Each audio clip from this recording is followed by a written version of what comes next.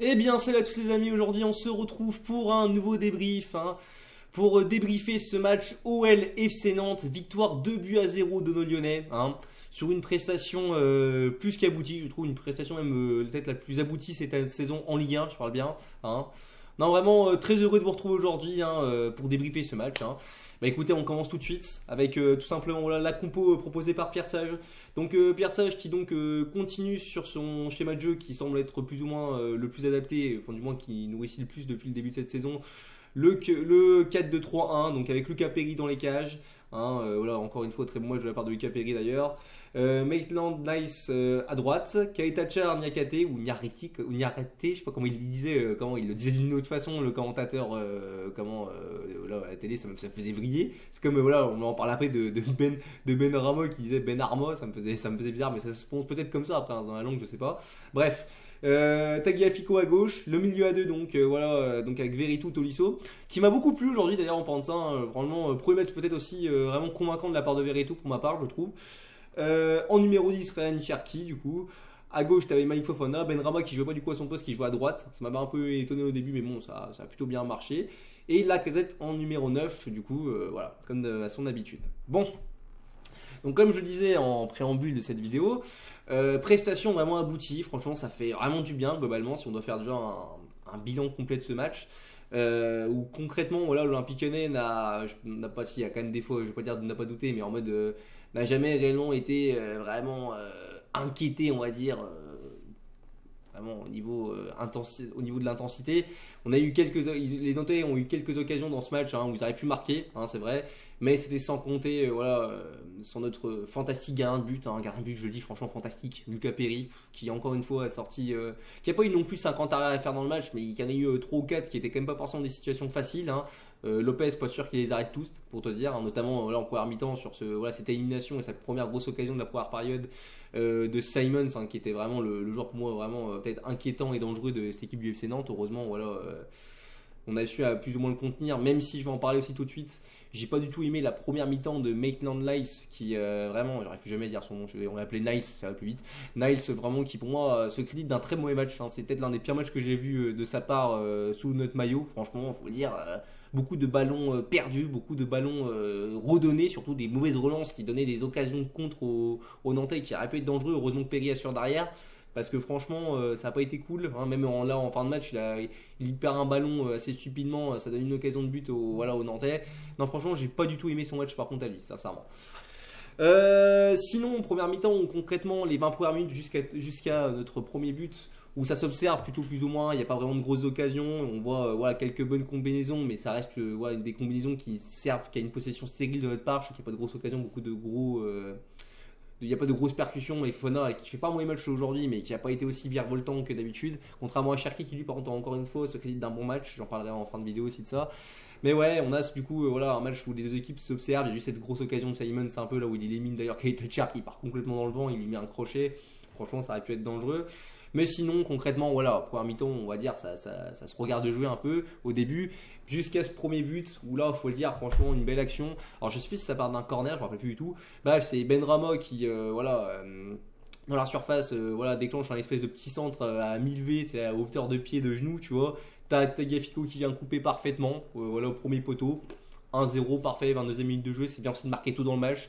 Tu te mets en confiance après derrière et c'est bien, ça nous a fait vraiment du bien parce que ça a permis du coup après de vraiment obliger les Nantais à un peu plus sortir pour prendre un peu plus de risques et donc de laisser plus d'espace et donc ainsi forcément mieux combiner et donc un peu mieux jouer en transition, un peu dominer notre sujet. Faut le dire concrètement, après je trouve qu'on les a plus ou moins dominés dans le match. Ils ont eu beaucoup de mal après à avoir des occasions franches, même s'ils arrivaient peut-être des fois à avoir quelques petites incursions, mais sans plus. Non, franchement, pour un mi-temps après qu'on a suggéré, on aurait pu franchement rentrer à la mi-temps avec un 2-0. Ça n'aurait pas été non plus aussi scandaleux. Peut-être pas 3-0, mais au moins un deuxième but, je pense qu'on aurait pu. Avec les occasions d'avant de Cherki, qui fait à un moment donné un petit festival qui frappe, à fond qui est solide sur sa ligne aussi. Et aussi cette occasion de Fofana qui lance à un moment donné en profondeur, qui tire sur le poteau. La Lacazette aussi, je pense aussi, elle n'a pas fait un très beau match, moi je trouve aujourd'hui, si la Lacazette, j'en parlerai après aussi. Mais ouais, la Lacazette en première période qui a raté aussi certaines situations, je pense, qui n'a pas bien joué certains coups, du moins, même dans le niveau du placement. Bon, première mi-temps, complètement, on est quand même content, mais voilà, je me dis, je veux quand même qu'on marque ce deuxième but rapidement parce que sinon, voilà, tu sais que ça peut revenir vite assez. Un but, c'est vite arrivé. Hein, tu connais en plus ce club. Hein, ces dernières années, on a eu beaucoup de cas comme ça. Mais non, deuxième mi-temps, on part sur les mêmes principes qu'à la fin de la première. C'est-à-dire qu'on domine, on attaque, voilà, concrètement, on gère notre sujet. C'est ça en fait, c'est ça que je suis content en fait, c'est qu'on a vraiment géré notre sujet. On fait pas un match de fou furieux, tu vois, mais en fait, on a fait respecter la logique. Et ça me rend vraiment heureux parce qu'on a su vraiment bien gérer. On a géré cette équipe du FC Nantes qui avait des qualités quand même, qui est pas mauvaise depuis le début de saison en plus. Hein. On marque assez tôt du coup en deuxième mi-temps, on marque ce deuxième but, donc qui voilà est compté pour Nicolas Pallois contre son camp. Bon voilà, on voit que c'est Keita Tchar qui le gêne aussi dans son appréhension du ballon, voilà. Donc cette passe, donc ça part de Cherki, il me semble qu'il fait la passe sur Tolisso, très belle passe d'ailleurs sur Tolisso, qui lance dans la surface, Tolisso qui centre parfaitement au point de pénalty avec Keita Tchar, mais bon. Pallo essaye de couper pour la dévier, pour le retirer, mais ça rentre voilà, malgré tout dans le but nantais, donc ça fait 2-0 pour nous. Et voilà, et après, ce qui est là, on se dit on est bien, parce que maintenant il n'y a plus qu'à concrètement, on peut baisser un peu d'intensité, parce que là, il faut quand même un peu redescendre, on peut se permettre un peu plus maintenant de jouer les contres, de jouer la pression, c'est ce qu'on a fait. Hein, franchement, après, on aurait pu même en marquer un troisième, donc il se permet un peu de sortir Cherki, Pierre, ça, que je peux comprendre aussi, le reposer aussi, là, notamment une sélection avec les espoirs. Hein. Ryan Cherki, très bon match, franchement, d'ailleurs, vraiment, j'en parlerai dans mes tops, mais franchement, Ryan Cherki. C'est dommage qu'on n'ait pas eu ce joueur, je le dis, depuis 2-3 ans. Quoi, parce que si on a eu ce joueur-là, bon, ça ferait longtemps qu'il serait plus chez nous, tu me diras aussi. Mais franchement, ça change. Franchement, on voit vraiment un autre visage, on voit un autre garçon. Il s'est métamorphosé. Enfin, tu vois ce que je veux dire, quoi. Non, franchement, génial. C'était super match de Ryan Cherki, qui fait remplacer aussi par par Nuama, pardon, qui fait plutôt une bonne entrée. Nuama, bon, c'est pas parfait, tu vois. Et des fois, il y a des petits déchets techniques, un petit peu des petits mauvais ballons, mauvais données. Il a pu quand même marquer un but avec son ballon sur son poteau, c'est dommage. Il aurait mérité parce qu'il a aussi une bonne capacité d'élimination, je trouve, Nuama aussi. Dommage. Donc ouais, après voilà, concrètement on joue la transition, voilà, on aurait pu en marquer un troisième, voilà, c'est dommage parce que ça passe pas, mais bon c'est pas grave, tu vois.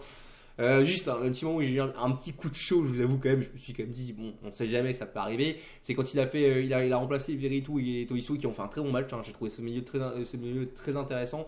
Mais quand il les a remplacés par Cacré et Tessman, j'étais un peu paniqué quand même. Je me suis dit, tu vois, Tessman, on ne sait pas trop ce qu'il vaut. Tu vois, il est pas mauvais en soi, Tessman, depuis qu'il fait certaines rentrées, mais je le trouve pas bon non plus, tu vois. Et Cacré, bah voilà, on sait ce que fait Cacré ces derniers temps. Donc ouais, j'ai eu un petit peu peur, mais bon, ça s'est plus ou moins bien passé. Même si, bon, Cacré à un moment donné, il avait une occasion de but, je sais pas comment il fait, il n'arrive pas à cadrer son tir, bref, c'est autre chose. Ouais.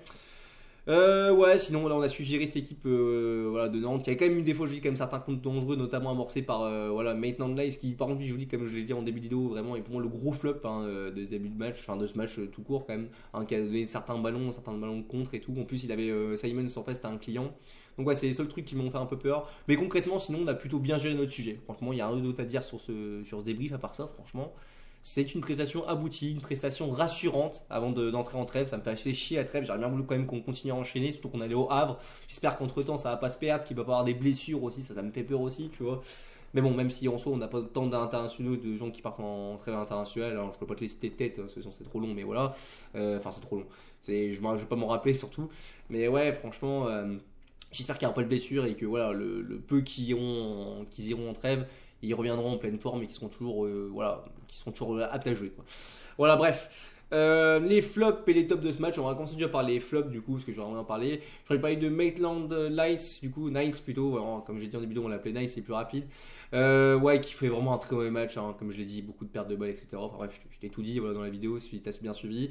Lacazette aussi, je trouve que Lacazette n'était pas dedans, il a eu beaucoup de mal, on n'a pas vu le Lacazette impérial, tueur et tout, tu vois, je trouve vraiment dans son placement. Il a des occasions, je pense qu'il aurait pu mieux faire, tu vois, des moments dans le match où il aurait pu mieux se placer, mieux, on va dire, contrôler certaines situations, mieux jouer, tu vois, certains ballons.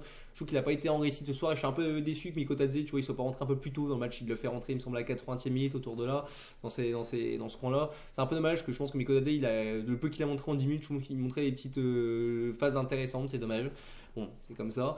Du coup, ouais, Lacazette. Et sinon, pas de flop particulier après les entrées. Bon, voilà, comme je dis, Cacré, Tessman, ça n'a pas été bon, ça n'a pas été mauvais non plus. Je trouve qu'ils n'ont pas apporté ils ont rien apporté de dangereux dans le jeu. Ouais, non, franchement, rien d'autre à dire.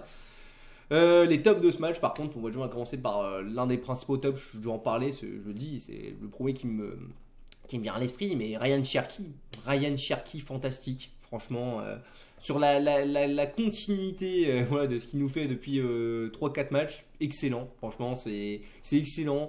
Dynamiteur, ce genre de dynamiteur qui en plus maintenant tu en as plus il a plus ce côté altruiste, c'est ça que j'aime bien en fait, c'est qu'il joue vraiment pour l'équipe, tu vois, il ne joue plus que pour sa gueule, c'est ça qui me dérange énormément, tu vois.